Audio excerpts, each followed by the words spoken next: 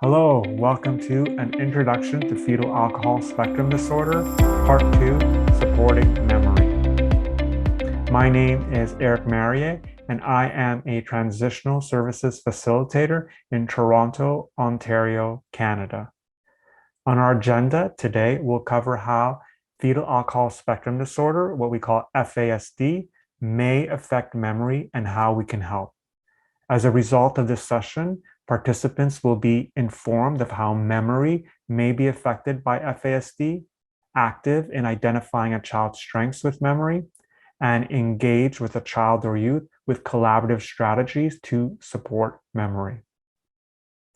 I want to start off with a quote from the Asante Center in British Columbia. "I burn out faster because my brain is working really fast, really hard all the time," right? This describes very well what a lot of our kids and a lot of our youth with a diagnosis of FASD are going through. They may feel that they're working super hard all the time, but they're not getting the same results as all the other kids, as all the other youth around them. Maybe in the classroom, they're not getting the same results as the kid next to them who may not be putting in as much effort, and they're putting in all their effort to maybe control their impulses, to pay attention, to listen carefully, but they're just not getting those same results, even though they're burning a lot more energy throughout the day. Okay, so let's talk about this area of memory which may be affected in an individual with a diagnosis of FASD. So memory isn't just remembering information, it's also making use of information and making connections between bits of information. Someone with FASD may have difficulty remembering what someone said to them. They may repeat the same mistake over and over again, either from challenges with memory or with impulsivity.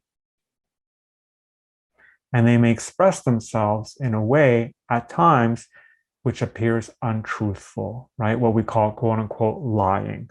We'll unpack that later in this video. It's also important to know what your child's strengths might be in the area of memory. So even though your child may be having difficulty in this area, we always let parents know to also start highlighting some of the strengths that they may have in some of these areas that your child's having difficulty with. So if you have a chance right now, if you could write down one or more strengths that your child has in the area of memory, or maybe they have strengths, they have skills, interests, which require the use of memory. That could be something else too that you can write down in that inventory of different strengths, of different inventory that your child may have. You can keep this inventory of strengths updated, maybe in a journal where you keep all your information around FASD and the services that your child is accessing.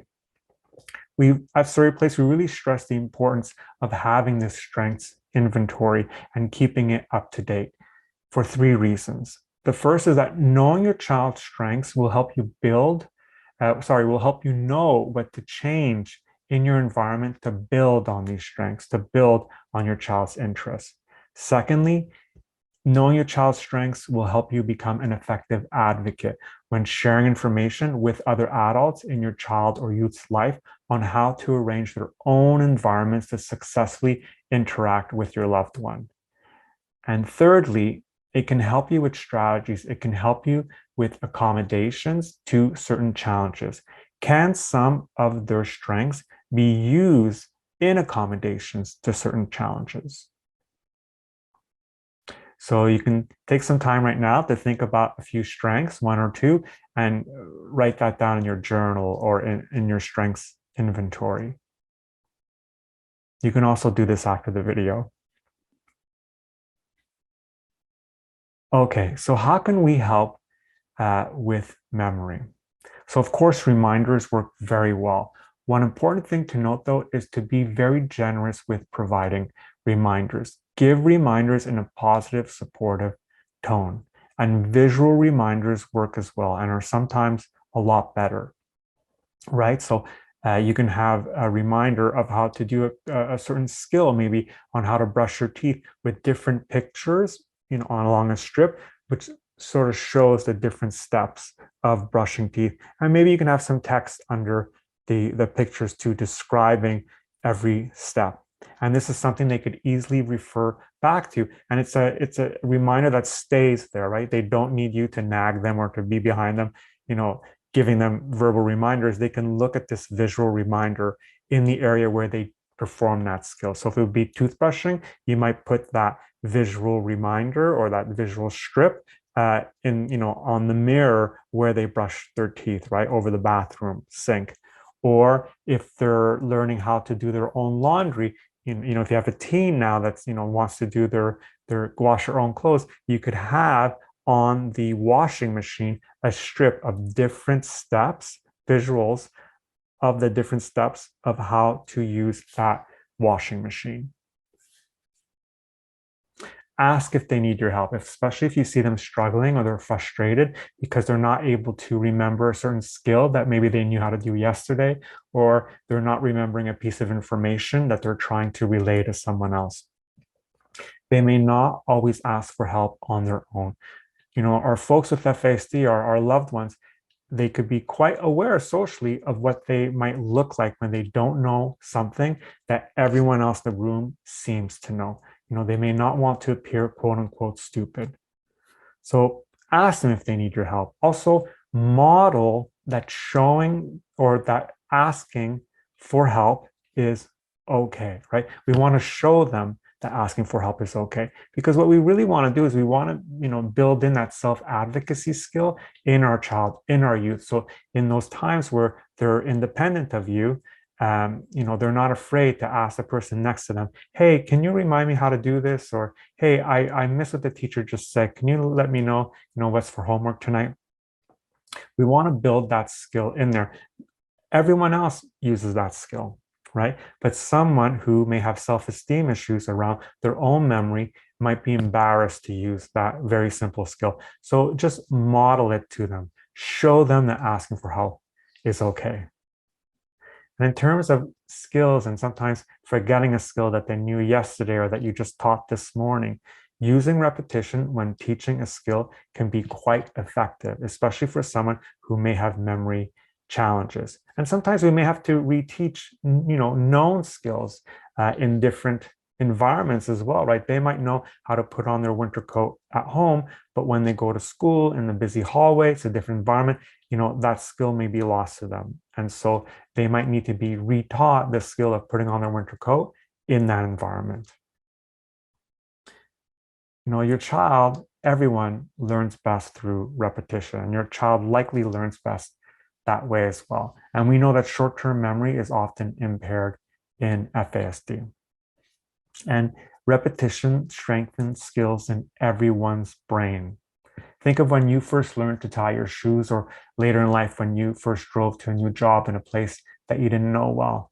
The first times may have been quite daunting, maybe even stressful, but as the brain strengthened the skill through repetition, that skill, that task became easier. And sometimes we now even forget that we just performed this task, right? We might even forget how we got to work this morning because we don't really remember that drive anymore, because we're not using, all these different parts of our brain, all this complex, problem solving skill in our brain now when we perform that skill, because through repetition, that skill became strengthened in the brain. It's like our hands, our feet just know what to do now, right? So the more you do something, the less taxing it becomes on your brain. And repetition can be a very positive teaching and learning experience, especially when it isn't forced. So when it occurs naturally. So we would only work on the task when the task is needed, like tying your shoes only when they need to be tied. So teaching tying your shoes every morning before we walk out the door. So what you want to do when you're teaching repetition is keep it very positive. And you could do this by making it structured, making that skill or that teaching of a skill structured, built into a routine and consistent, that it's built into a regular routine, right? Because if it occurs regularly, then we're going to get all those great naturally occurring occurrences or opportunities, and that's repetition, right? If it occurs every day, then we're repeating that skill naturally. And as well, thirdly, you want to make sure that, when you're teaching through repetition, that it's supported. That's where the teaching comes in. So you help your child through this new skill, through this new task many times, right? Through repetition before you as a caregiver do less and less over time.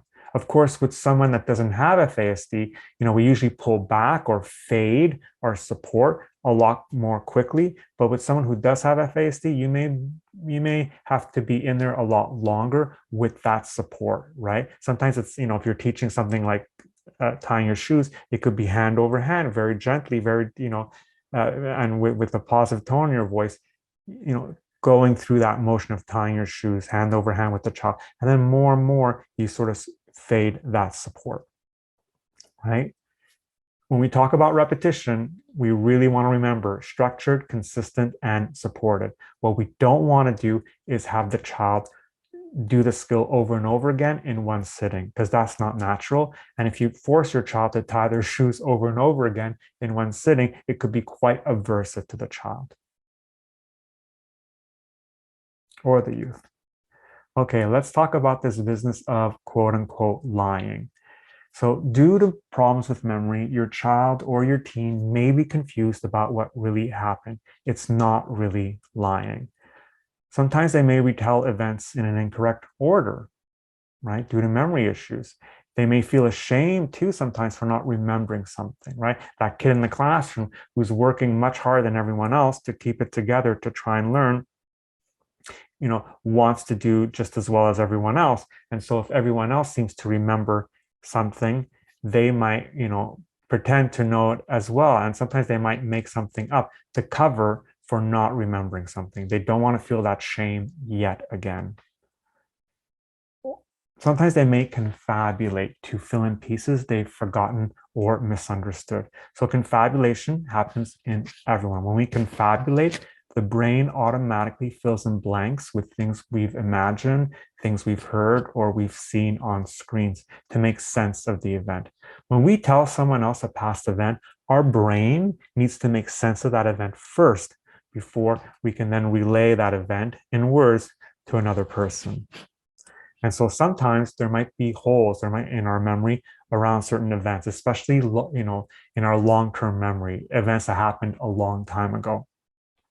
An example would be your 10th birthday party. And now you're an adult and you've been telling everybody about your 10th birthday party and how, your mom brought out a blue cake. You got your favorite bike that year, and Uncle Jim was at your birthday party. One day you're walking, 20 years later, you're walking down the street and someone says, hey, my dad had a camcorder back in the old days and he used to videotape all these things. And he's just digitized them. And, I found a video in there of your 10th birthday party. It says 10 on your birthday cake. Why don't I email that to you? And so you watch that video and you see that the cake wasn't blue. It was a chocolate cake in the video. What you actually remembered was a magazine article that had a recipe for a blue cake that your mom was thinking about when you were planning your 10th birthday party. You didn't get the bike, your favorite red bike that year at your birthday party. You actually got that during Christmas. And Uncle Jim was nowhere to be found on that video. Uncle Jim actually came to your sister's birthday party. So you could see, if someone has short-term memory issues, that could happen a lot more frequently, that confabulation.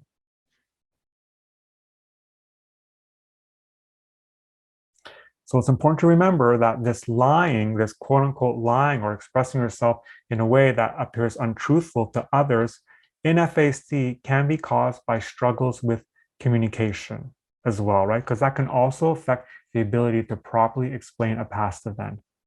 As well, we talked about in our last video that someone with FASD may have impulse control issues.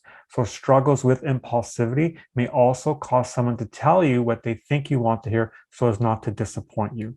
These are kids that feel, they're always disappointing the adults in their lives, especially if they have impulse control issues. They might do something in the moment that they might regret or feel quite remorseful after, right? But in that moment, they weren't able to control their impulses, maybe as well as another person who doesn't have FASD. As well, sometimes they might, tell you those things so as not to disappoint you without thought to the possible consequences of not telling the truth. We know that consequences or this natural, maybe intuitive way of knowing the connection between cause and effect, right? If I do this thing, then this happens to me. If I speed down a road, then I get a speeding ticket, right? That's cause and effect. That's consequence, right? The consequence of getting the speeding ticket now decreases the likelihood of you speeding down that same road. That connection between cause and effect can be affected in some with FASD. So sometimes when, just right off the bat, they make something up so as not to disappoint you yet again, sometimes they're doing it without thinking about the possible consequences of you later on finding out the truth. So how can we help with confabulation or with storytelling? If you can, be very aware of these opportunities that we give people or we give our loved ones to confabulate. So reduce those opportunities. Do things like, instead of asking if they did something, ask them to show you what they did, right? Show me what you picked up in your room. Just ask what you really need to know, especially if confabulation has become a big issue in your child's life. Avoid unnecessary questions, especially if you're asking, all these little details about a recent past event that they might be confused about. And give them time to process questions. Our expectation now is that, I ask you something and then right away you jump to.